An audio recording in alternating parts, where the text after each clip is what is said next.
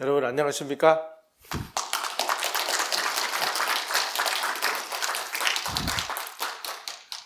오늘은 일제 36년을 이야기하는 과정에서 우리가 만주국이라는 실체를 좀 빼놓고는 얘기를 하기가 좀 곤란할 것 같습니다. 그래서 오늘 이제 만주국 얘기를 좀 하겠습니다. 우리 일반인들에게 만주국에 대해서 아십니까? 이렇게 질문을 하면 그 괴뢰국이지. 괴뢰국 맞습니다. 그 다음에 만주국에 대해서 뭐 아시는 게 있습니까? 이렇게 물어보면은 몰라요. 괴뢰국인 거 말고는 아무도 가르치질 않았기 때문이죠. 우리가 왜 만주국을 알아야 되는지, 사실 만주는 압록강, 두만강으로 우리가 연결되어 있는 땅이고, 또 과거에 이 고구려 땅이었기도 하고, 그리고 만주국에서 하여간 의미심장한 일들이 벌어졌기 때문입니다. 그게 우리하고 직접적인 연결이 되어 있기 때문에 만주국이라는 이 실체를 좀 알아야 일제시대 36년의 이 역사를 좀 바로 알 수 있는데, 이런 부분을 우리 사회에서 학교에서 제대로 가르치지를 않고 있습니다. 그래서 오늘은 이 만주국에 대해서 한번 들여다보도록 하겠습니다.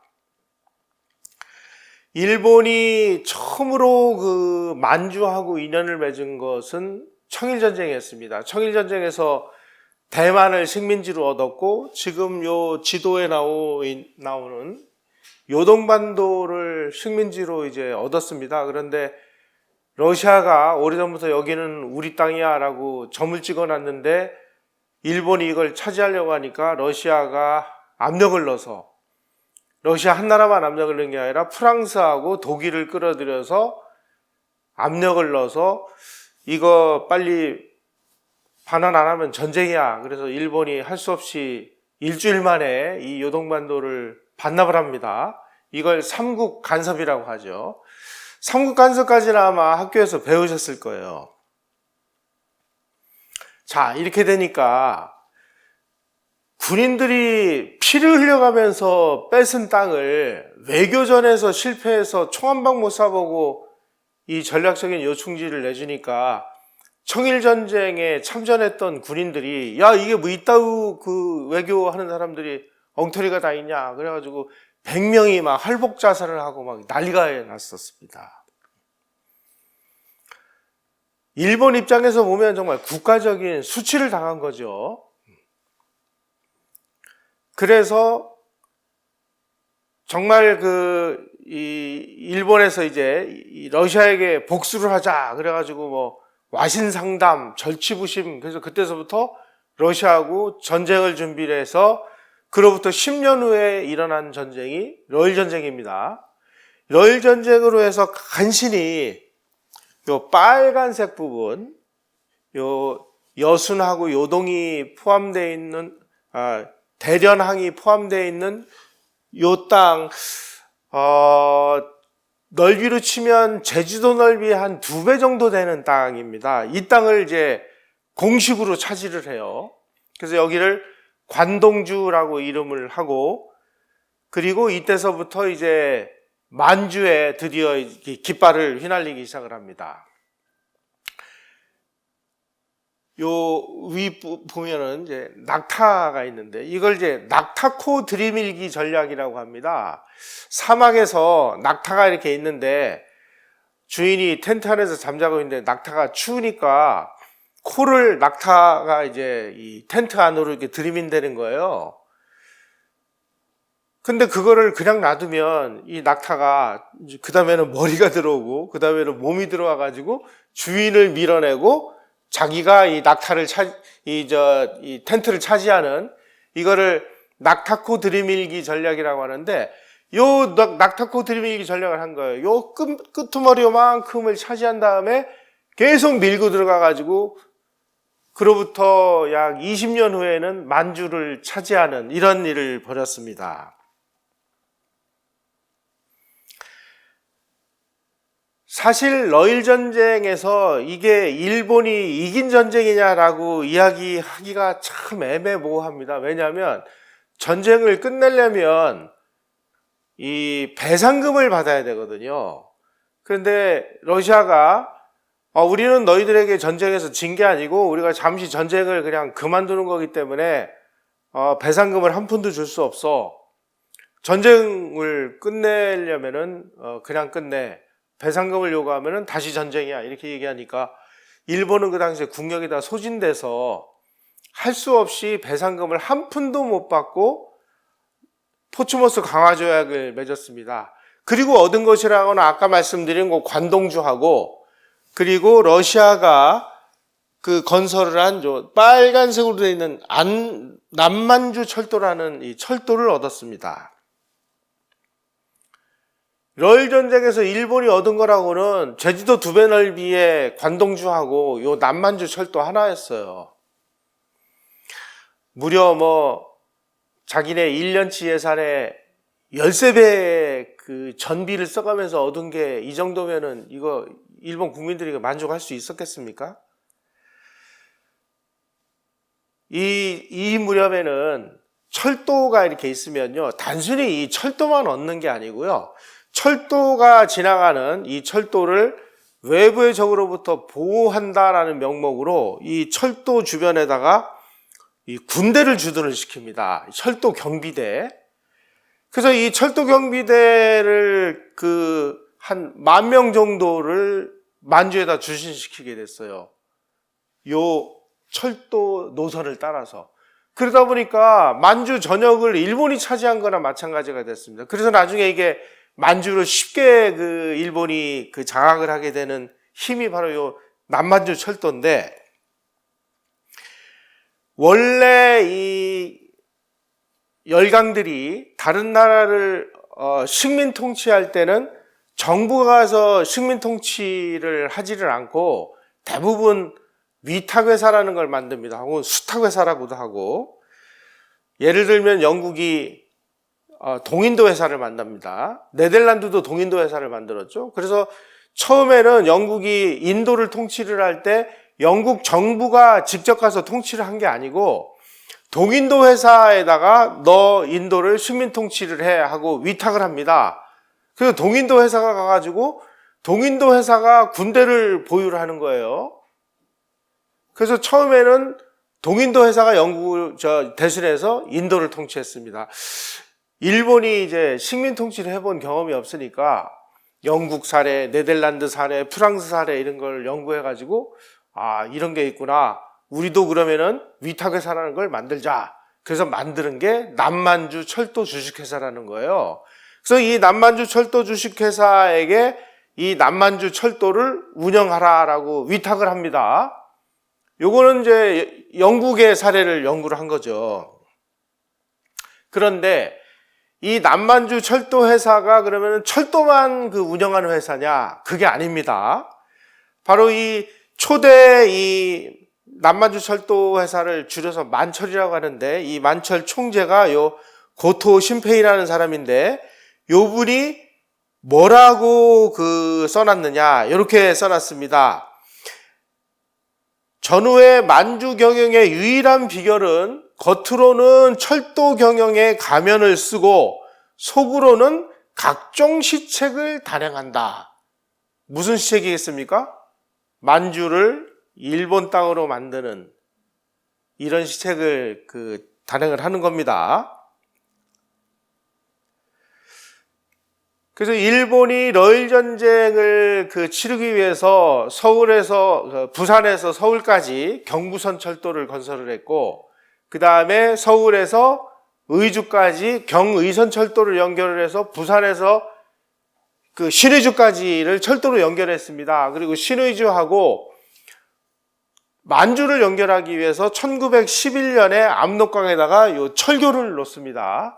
그래가지고 이 철교를 연결을 해서 저 부산에서 철도를 이용을 해가지고 만주까지 갈 수 있는 이런 길이 열렸습니다. 이때서부터 일본은 압록강, 두만강을 건너 만주에다가 이제 손길을 뻗치기 시작을 했죠.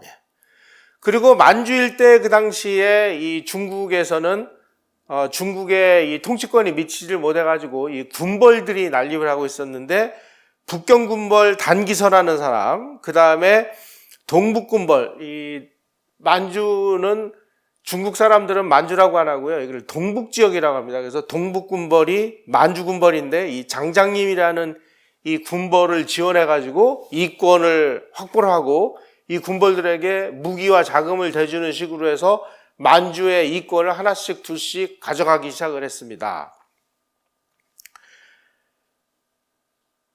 그래서 이제 만주가 계속 그 철도를 연결을 해가지고 이제 만주 철도가 이제 연결이 돼서 이 돈을 벌기 시작을 했는데, 만주 철도가 1911년에는 이익금이 1062만 원에 불과했는데, 그로부터 7년 후인 1917년에는 2360만 원, 27년에는 7500만 원, 이런 식으로 만주 철도를 이용해서 이제 돈을 벌기 시작을 했습니다.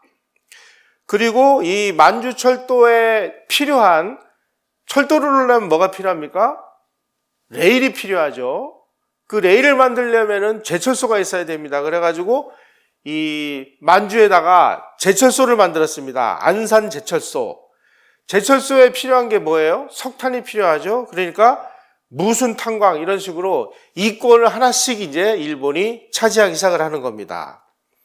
그러면서 은근슬쩍 만주에다가 자기네들 영향력을 계속 확장을 해서 나중에 만주를 통째로 차지해서 만주국을 만드는 겁니다. 아까 말씀드린 대로 이 철도를 보호한다는 명목으로 철로 1km당 15명 비율로 그 군대를 주둔을 시켜가지고 만주의 이 요지를 일본이 장악을 하기 시작했습니다.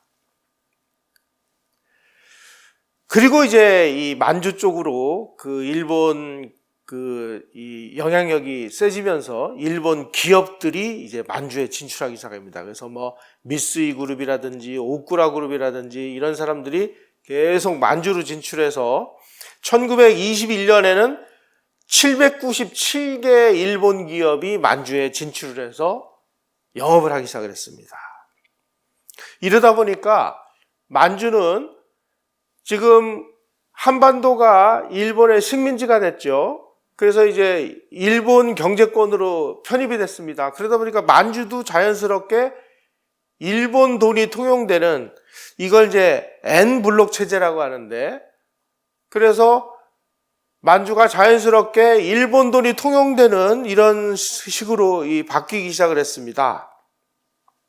자, 그런데 여기서 이제 문제가 하나 발생했습니다.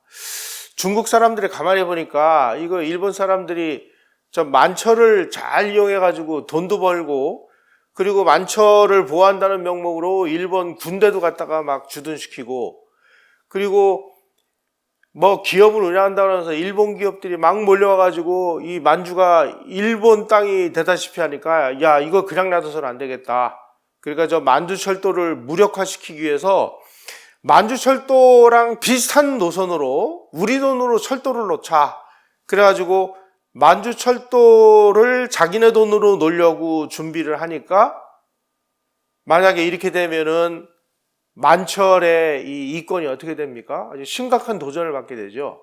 그러니까 야, 이거 지금 얘네들이 자기네들이 철도 놓으려고 한다고 하는 주인공이 누구야? 알고 보니까 자기네들이 후원을 한 장장님이라는 군벌이 이걸 추진하고 있단 말이에요. 그러니까 장장님이 타고 가던 철도 기차 안에다가 폭격을 장치해서 폭탄을 터뜨려가지고 장장님을 암살해버립니다. 1928년 6월 4일. 자, 이렇게 되니까 이 장장님의 아들이 장항량이 있는데, 야, 이거 일본이 우리 아버지 도와주는 줄 알았는데 우리 아버지를 이렇게 암살하는구나. 나도 언제 암살당할지 모르니까 일본하고 괜히 가까이 지내다가 큰일 나겠다. 그러니까 자기 군대를 이끌고 장개석 군대한테 투항을 합니다. 그래가지고 중국 입장에서는 만주 지역을 어떻게 손을 못 댔는데, 이 군벌들 때문에 만주 군벌의 아들이 자기한테 투항해 오니까, 야, 이게 웬 떡이야. 그래가지고 이제 장개석이가 통치하는 상황이 돼버리니까, 야, 이거 이러다가 일본이 보니까 이거 안 되겠다. 그냥 놔두면은 이거 장개석한테 넘어가니까 우리가 빨리 차지해버리자. 그래서 일으킨 게 1931년 9월에 만주사변이라는 겁니다. 다시 말씀드리면 만주철도, 이 만철의 이권을 보호하기 위해서 만주사변을 일으킨 거죠. 문제는 이 만주사변이라는 것은 일본 정부나 일본 그 군부하고는 상관없이 지금 저 만철을 보호하기 위해서 만주에 주둔하고 있는 이 만주군이 일으킨 일이었습니다. 자, 그러다 보니까 이거 국제적인 압력이 막 가해질 우려가 있고 그러니까 그 당시에 그 총리인 와카스키 레이지로라는 사람이 만주사변을 일으켰습니다라는 보고를 받으니까 만주사변을 일으킨 군인들 다 원대복귀하라 라고 명령을 해요. 그런데 이 만주군이 웃기는 소리 하지 마. 왜 당신이 우리한테 명령하는 거야? 그냥 만주를 점령해 버립니다. 현장 지휘관들이 총리의 명령을 불복하고 작전 범위를 확대해 가지고 만주 전역을 장악을 하니까 그때 히로히토 천황이 야, 이놈들이 이거 괘씸하지만 이거 어떡하겠냐, 빨리 끝내라, 이렇게 해가지고 이 관동군의 이 명령 불복종 행위를 그냥 눈 감아 버렸습니다. 그 정도로 일본은 내각이라든지 천황이 군대를 통솔할 수 없는 정도로 이제 군국주의화 돼 가기 시작했다는 것이죠. 관동군이 불과 몇만 명 되지도 않는 소수의 병력으로 이 장항양이의 군대가 40만이었는데 이걸 단숨에 때려눕히고 만주 전역을 차지를 했습니다. 자, 그러면 이 일본군이 차지한 만주 땅의 넓이가 어느 정도였는지를 우리가 한번 보도록 하겠습니다. 그 당시 관동군이 장악한 만주 땅의 넓이가 130만 제곱킬로미터인데 대만이 3만 6천 제곱킬로미터입니다. 조선 땅이 22만 제곱킬로미터입니다. 그리고 일본 그 제국, 일본 그 본토섬을 포함한 일본 면적이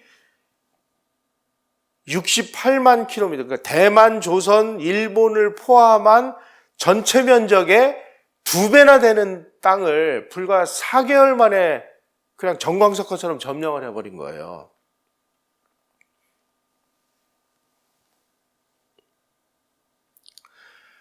자, 그렇게 점령을 하고 나서 이 만주군이 여기는 우리가 점령한 땅이니까 일본하고는 상관없는 이건 독립국을 세워야 되겠다. 그래서 독립국을 세웁니다.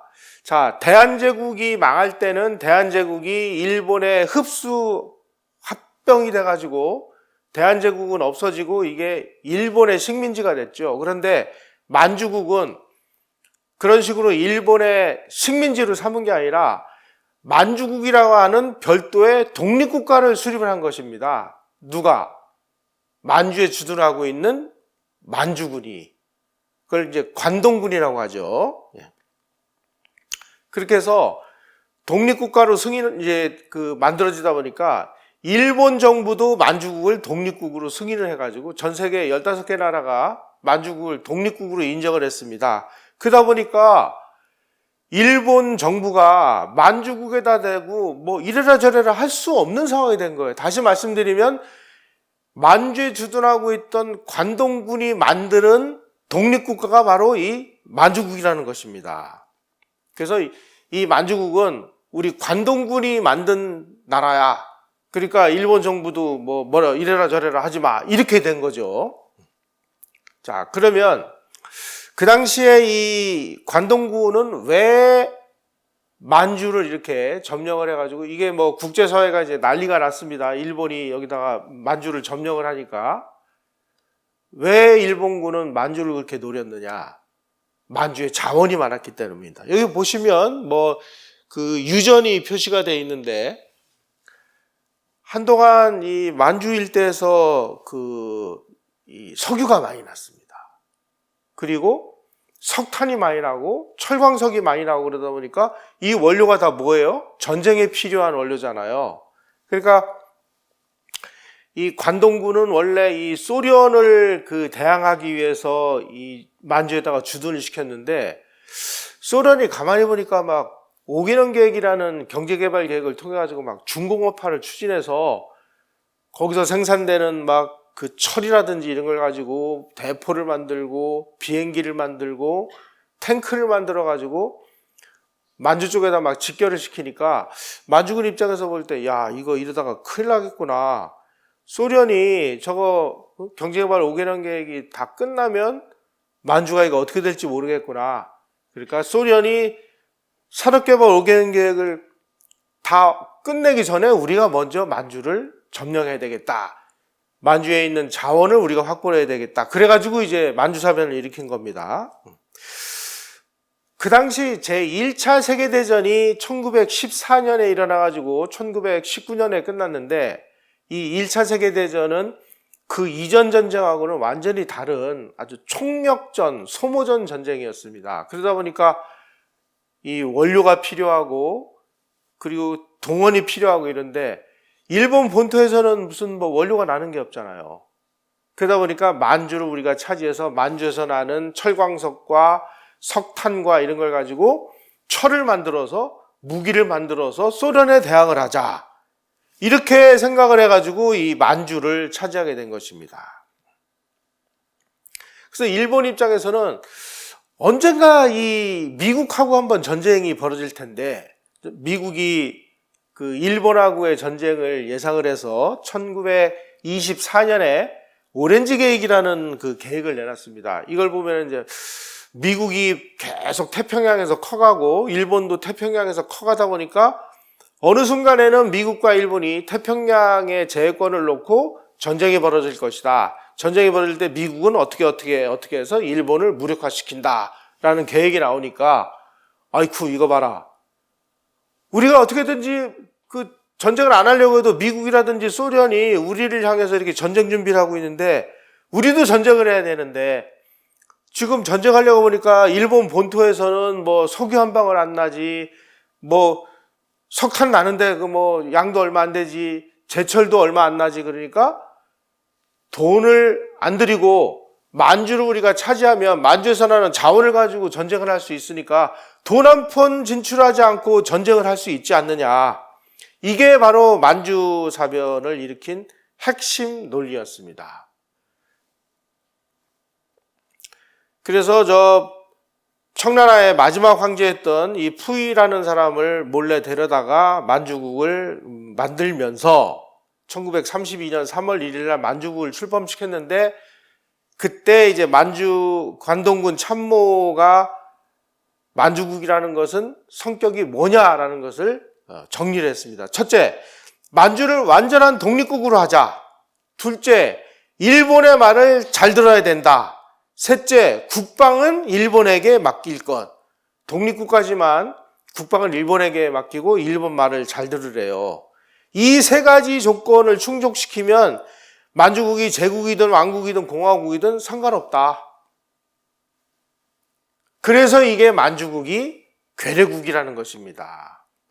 그래서 이 미국 잡지 포춘지는 만주국을 뭐라고 표현했냐면은 일본 육군의 만주학교 문관부다, 이렇게 명명을 할 정도였습니다.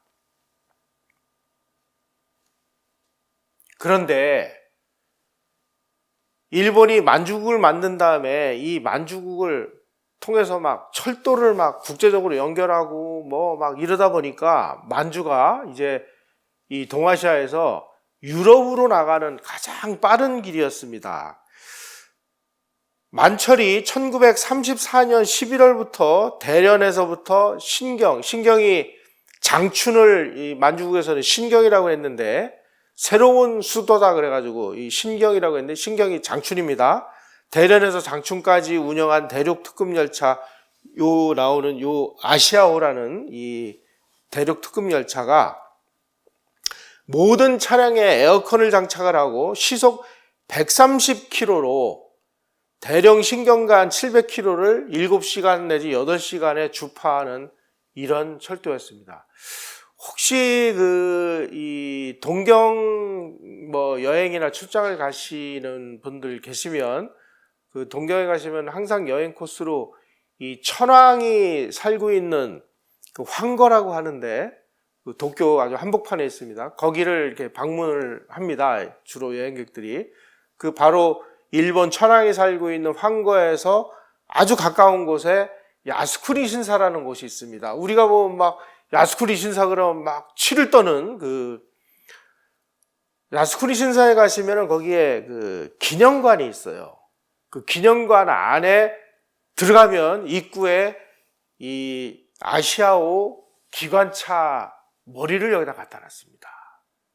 한번 가서 가실 기회가 있으면 한번 야스쿠니 신사를 한번 꼭 가보시기 바랍니다.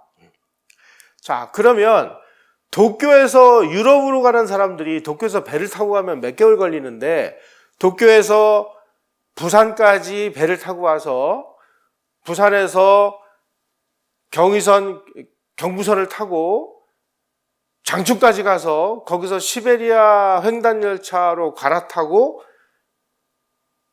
모스크바까지 가는데 11일이 걸렸습니다. 베를린까지 13일이 걸렸어요. 다시 말씀드리면 아시아에서 유럽으로 가는 가장 빠른 길이 열린 것입니다. 송기정 선수가 베를린 올림픽 때 그 마라톤 선수가 배를 타고 가면 몇 개월 걸리는 그 길을 이 시베리아 횡단 열차를 타고 베를린으로 가면서 뛰는 연습을 했다 이런 게 그 회고록에 나오던데, 그 당시에 그 일본 본토에서 운행하던 특급 열차 이름이 스바메였는데 이게 제비라는 뜻인데 이게 최고 시속이 67km밖에 안 됐어요. 그 다음에 조선에서 운영하던 부산 시내주간 그 조선 특급이 히카리라는 그 이름인데 이게 시속 49km밖에 안 됐습니다. 만주에 있는 아시아호는 시속 130km였어요. 오늘날 신칸선의 원형이 바로 이 아시아호가 신칸선의 원형입니다. 다시 말씀드리면 만주에서 이 사람들은 온갖 실험을 다 한 겁니다. 그래서 오늘날 일본 신칸선 그 초고속 열차 이름이 히카리하고 노조미 이런 그 이름이 있는데 그 기차 타실 때마다 히카리라는 이름이 과거에 일제시대 때 부산에서부터 신해주까지 달리던 기차 이름이었다라고 생각을 하시면서 그 기차를 한번 타십시오. 그리고 이 만주에 세운 이 만주국에서는 오족협파라는 것을 만들었습니다. 그래가지고 이제 일본인, 그 다음에 조선 사람, 그리고 중국계 사람, 그 다음에 만주족, 몽골족, 이 5개 민족, 그리고 그 당시에 이 러시아에서 혁명이 일어났을 때 러시아에서 그 혁명을 피해가지고 수많은 러시아계 귀족들, 그 다음에 유태인들이 박해를 피해서 유럽에서 박해를 받는 유태인들이 시베리아 횡단열차를 타고 어디 와서 살았느냐? 하얼빈에 와서 살았습니다. 그래서 이 잡다한 민족들을 모아가지고 이 사람들이 인종차별 없는 이런 나라를 만들어서 인류의 낙원을 한번 만들어 보자. 그게 오족협파라는 것입니다. 근데 말이 그렇죠. 만주국은 1932년 3월 달에 출범을 해서 1945년 8월 15일 날 망했기 때문에 횟수로 치면 13년 5개월간 존속을 했습니다. 그동안에 엄청난 돈을 들여가지고 산업 개발을 하고 교육을 보급하고 교통을 발달시키고 행정을 정비를 해가지고 그야말로 정말 인류 역사에서 빼놓을 수 없는 격렬한 근대화가 추진되기 시작을 했습니다.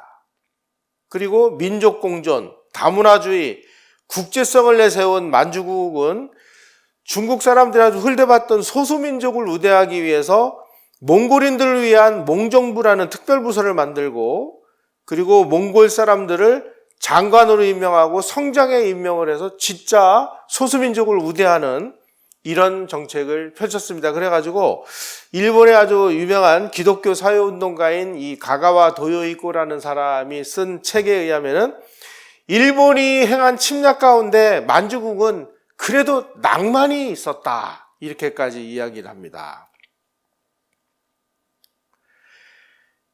요게 이제 장춘을 새로 이제 개발을 한 겁니다. 만주국이 출범할 때 장춘 인구가 13만 명에 불과했는데 1936년에 30만 명으로 늘어났고, 그리고 1940년에 56만 명, 그리고 1944년에 86만 명의 아주 대도시로 도약을 했습니다.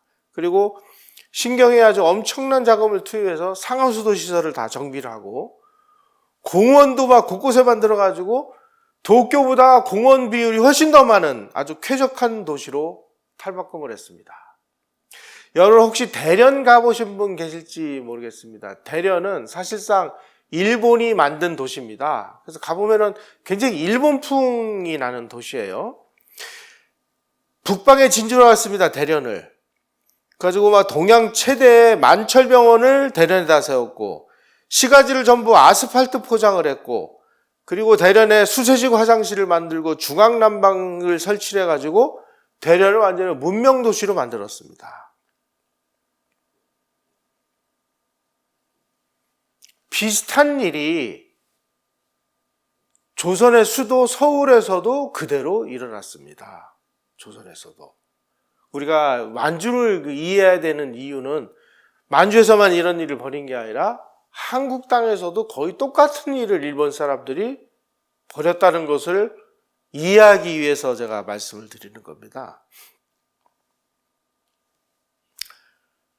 무엇보다 중요한 것은 제가 아까 말씀드렸듯이 만주에서 나는 이 석탄과 철광석을 가지고 제철 산업을 일으켜서 무기를 만들자. 무기를 만들려면은 제철소도 만들어야 되고 탄광도 개발해야 되고 많은 돈이 필요하지 않습니까? 그러면서 그 당시까지만 해도 만주는 그냥 콩농사나 짓고 옥수수 농사나 짓던 이 농업국가인데, 이 농업국가를 소련하고 전쟁을 대비하기 위한 중공업국가를 만들기 위해서 일본이 만주 산업개발 5개년 계획이라는 것을 추진하기 시작합니다. 만주 산업개발 5개년 계획하고 제1차 경제개발 5개년 계획하고 어딘가 뭔가 좀 비슷한 게 있지 않으세요? 바로 이 만주 산업개발 5개년 계획은 어떤 계획이냐? 그 당시 소련이 소위 공산주의 혁명이 일어나가지고 공산주의 계획경제가 가지고 있는 여러 가지 장점들이 있습니다. 그래서 공산주의 계획경제의 장점을 다 따오고, 그 다음에 자본주의 시장경제의 이 장점들을 다 따와가지고 이 공산주의와 이 사회주의의 장점, 자본주의 시장경제의 장점을 다 합쳐서 만든 게 만주 산업개발 5개년 계획이라는 것입니다. 바로 이 만주 산업개발 5개년 계획을 만든 주역인 미야자키 마사요시라는 사람이 바로 이 무렵에 페테르부르크 대학에서 유학을 하고 온 소련 전문가입니다. 이 사람이 내가 이 소련에 가서 이 사회주의 계획경제를 공부해보니까 이런 장점이 있더라. 이 장점하고 일본이 가지고 있는 이 자본주의 시장경제의 장점을 잘 버무려서 만든 게 만주 산업개발 5개년 계획인데, 그 만주 산업개발 5개년 계획이 결국 우리나라에 박정희 정부가 추진한 제1차, 2차, 3차 경제개발 5개년 계획의 원형이라는 것이죠. 자, 만주국의 공업화 정책의 핵심은 만주에서 나오는 철광석과 석탄을 활용해서 제철소를 짓는 것입니다. 박정희 대통령이 포항제철을 짓기 위해서 그렇게 발버둥을 친 이유가 무엇이냐? 철이 만들어져야 산업화가 시작이 되는 거. 이거를 이 사람은 만주에서 만주군을 하면서 저 사람들이 지금 농업국가를, 중공업국가를 만드는데 핵심이 뭐지? 보니까 제철소거든요. 그 박정희는 만주에서 만주군 하면서 그걸 어렴풋이나마 본 겁니다, 이거를. 그래서 이것을 이 제철 산업에서 나오는 이 그 철을 가지고 철도를 놓고 그다음에 도로망을 확충하고 자동차를 만들고 수송기계산업, 항공산업을 일으켜가지고 근대화를 일으키는 이 장대한 계획을 하기 위해서 돈을 얼마를 투자를 했느냐. 일본이 1937년부터 44년까지 만주에다가 일본 자본을 79억 원을 투입을 했는데, 이 79억은 얼마냐면은 일본 본국 정부 1년치 예산의 3배를 갖다가 만주에다가 때려 박아가지고 콩농사나 짓던 이 만주국을 중공업 국가로 변모를 시킨 것입니다. 바로 이 만주 산업개발 5개년 계획의 책임자가 누구냐? 나중에 일본 수상이 되는 기시 노부스케라는 사람입니다. 그 다음에 실무 책임자가 누구냐? 시이나 에스사부로라는 사람입니다. 우리가 경제개발 5개년 계획을 할 때 일본 총리가 돼가지고 한국을 도와준 사람이 기시 노부스케고요. 한일 국교를 수교를 할 때 그 수교협정문에다가 사인을 한 일본 외무부 장관 이름이 시이나 에스사부로입니다. 그래서 그 이후에 한국이 만주 산업개발 계획하고 똑같은 산업개발 계획을 대한민국에서 치른다고 하니까 기시 노부스케가 자기 그 부하였던 시이나 에스사부로를 특사로 보내가지고 한국 정부가 산업개발 하려면 이런 걸 해야 됩니다. 조언을 하고 자금을 대주는 역할을 한 것이죠. 우리가 만주국을 왜 알아야 되느냐?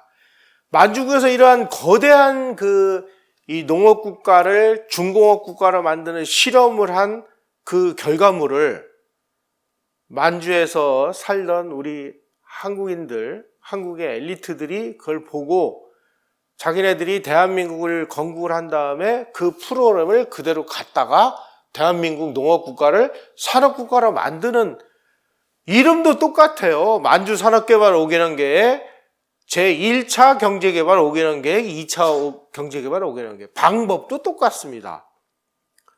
우리를 도와준 사람도 똑같아요. 일본은 하여간 만주에서 나오는 막대한 원자재를 얻고 중화학단지를 건설해서 어쨌든 미국이나 소련하고 대항하기 위해서 대동아 공영권이라는 걸 만들어내기 위해서 엄청난 돈을 투자를 했지만 13년 5개월 만에 만주국이 신기루처럼 사라져버렸습니다. 일본이 항복하는 바람에. 그래서 일본은 만주국에서 철광석 이런 걸 가져간 것보다 자기네들이 갖다가 돈을 투입한 것이 더 많기 때문에 이 만주국의 실력자였던 이 야마카스 마사이코라는 사람이 나중에 이 만주국이 멸망한 다음에 자살을 하는데, 그 자살을 할 때 자기 그 사무실에다가 이렇게 써놨다고 그래요.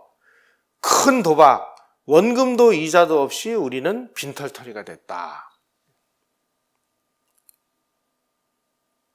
일본 본국 정부 1년치 예산의 3배나 되는 어마어마한 자금을 만주국에다 갖다가 투자를 해서 이런 중공업 시설을 만들어 놓고, 재미도 보기 전에 일본이 망해서 쫄딱 망해가지고 몸만 빠져나왔으니 그 중공업 시설은 누구한테 넘어갔습니까?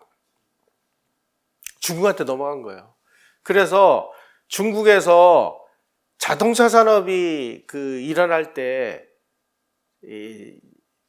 일본 자동차 회사가 장춘기차라는 회사입니다. 이 중국에서는 이 자동차를 기차라고 그렇게 하는데, 장춘기차는 그럼 뭐 하던 회사냐? 일본이 만든 회사입니다. 일본이 만든 회사. 그래서 만주에 있는 이 중공업 시설을 서로 차지하기 위해서 장개석 군대와 모택동 군대가 만주에서 피투성이 되도록 국공내전을 벌인 이유는 뭐냐?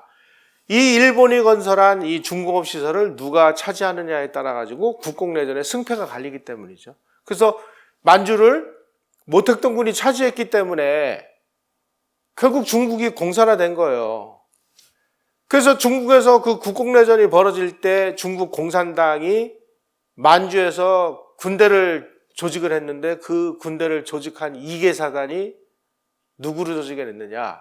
만주에 있는 조선족 청년들로 이계사단을 만들었습니다.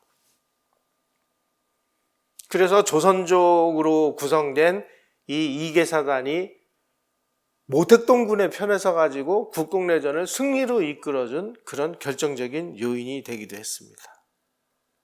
자,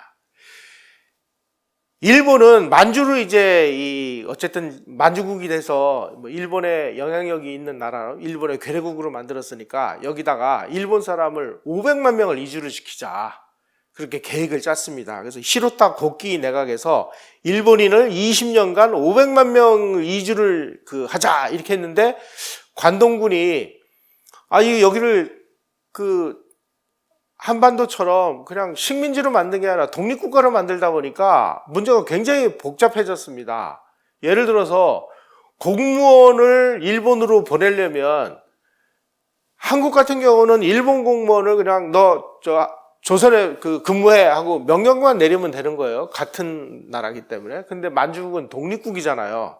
그러다 보니까 일본 공무원이 만주국에서 이 공무원이 되려면 일본 본국 정부에다가 사표를 냅니다. 사표를 낸 다음에 다시 만주국에 가서 공무원 임용 절차를 밟아야 되는 이런 복잡한 문제가 발생했습니다. 그러다 보니까 공무원이 내가 왜 만주를 가? 안 간 겁니다. 교사 안 갔습니다. 경찰 안 가요. 안 가다 보니까 원래 500만 명을 이주를 시키려고 했는데 실제 이주한 것은 40만에서 50만에 불과했어요. 그러니까 나머지 450만 명 그럼 어떻게 해야 되느냐? 그래도 일본의 영향력이 있는 이 제국 안에서 가장 믿을 수 있는 사람이 누구냐? 가만히 보니까 한국 사람들이란 말이에요. 그래서 한국 사람들을 대거 만주로 이주시키기 시작을 했습니다.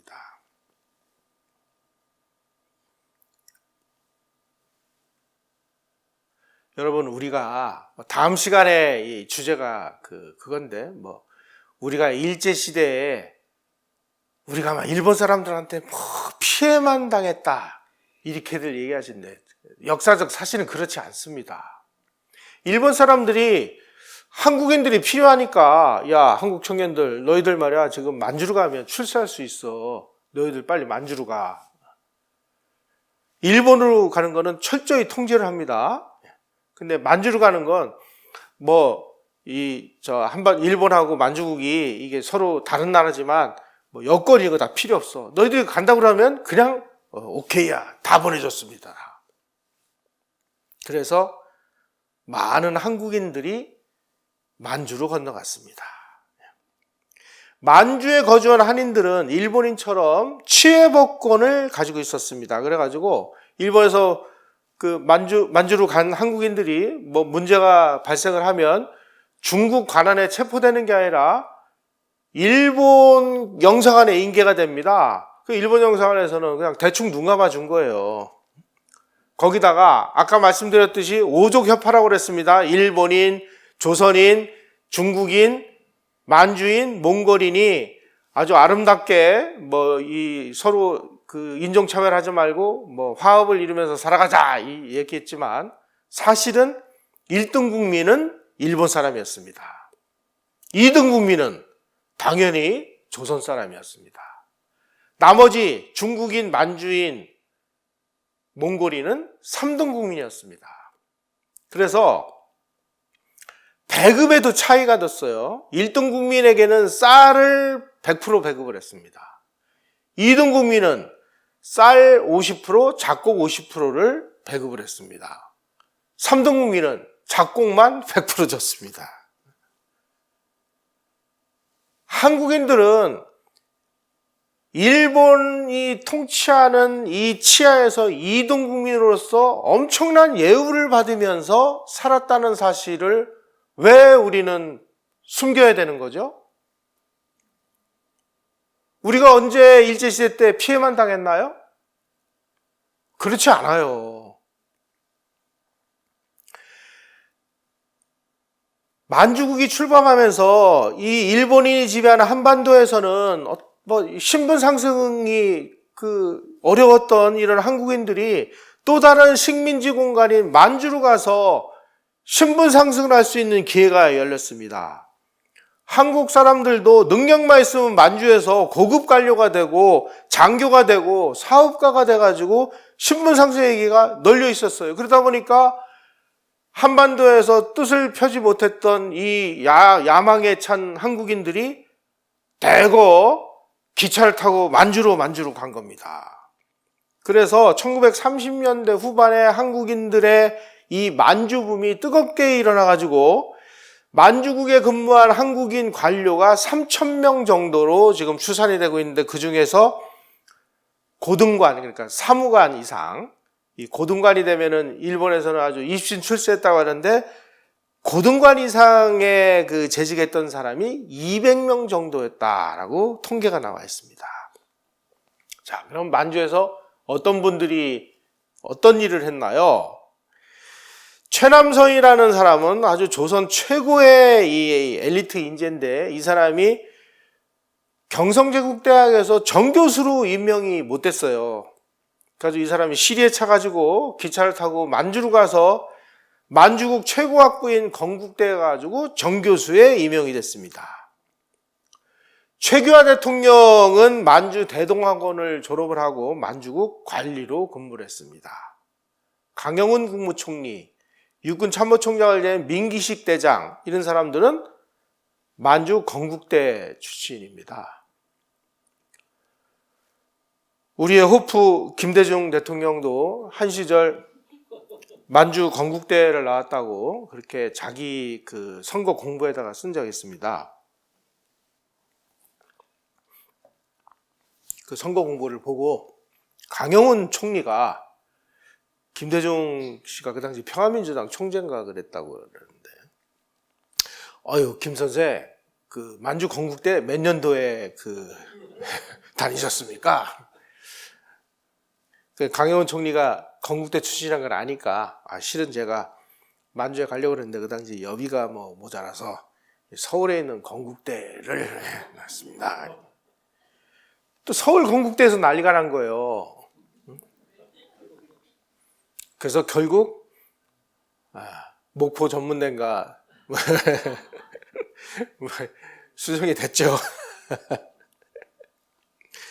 그 다음에 또 하나 출세할 수 있는 길이 뭐냐? 만주에 군관학교가 있었습니다. 이 군관학교에서 훈련을 받고 장교로 임관을 하면은 고등관이 됩니다. 그래서 군대에 간 사람들이 누구냐? 정일권 참모총장이 만주군관학교 출신이고요. 백선엽 장군, 박정희 대통령, 이런 분이 만주군관학교 출신입니다.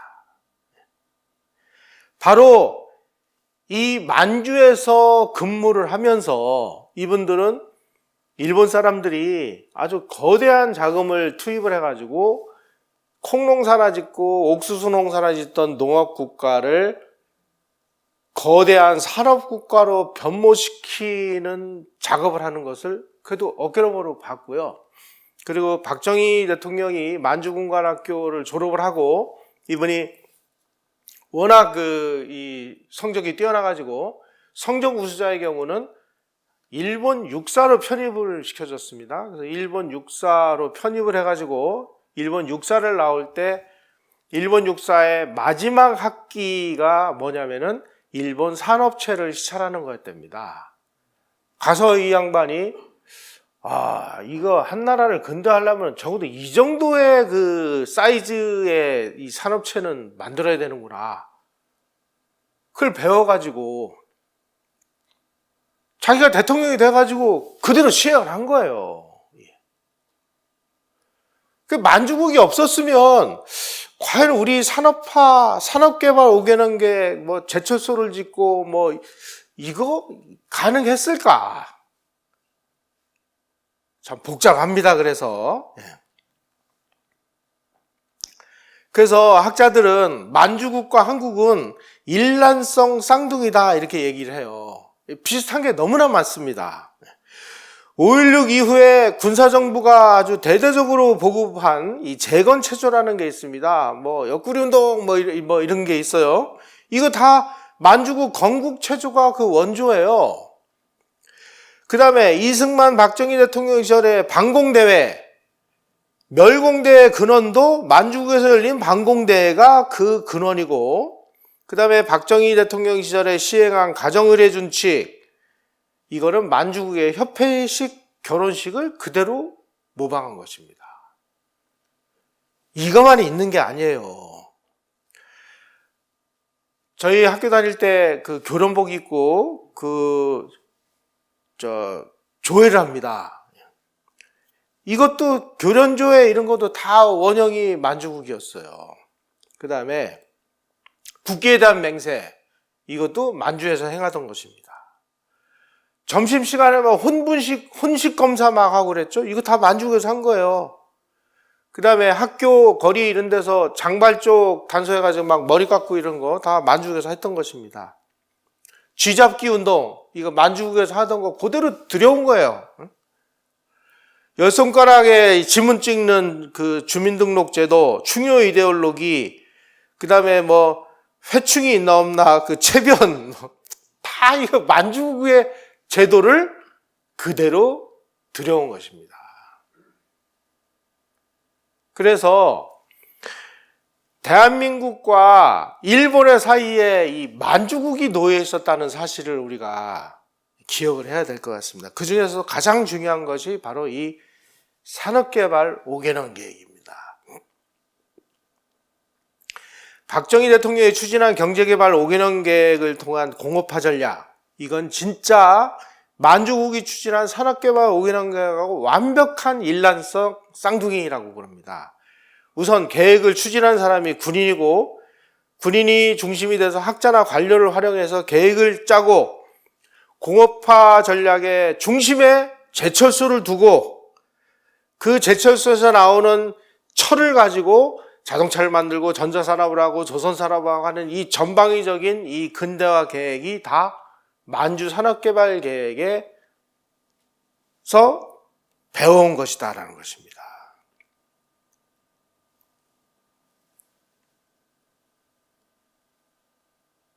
박정희 대통령이 1차 경제개발, 2차 경제개발 5개년 계획 훌륭하게 하셨죠. 그런데 본인이 어디서 그런 아이디어 얻었을까? 가만히 보니까 이게 다 만주에 그 원형질이 있었더라. 하다못해 쥐잡기 운동도 만주에서 했던 거, 우리가 가져와서 했던 것입니다. 그래서 우리가 만주국이라는 것을 모르면 우리 대한민국의 이 근대화와 이게 연결이 안 되는 것들이 굉장히 많아요.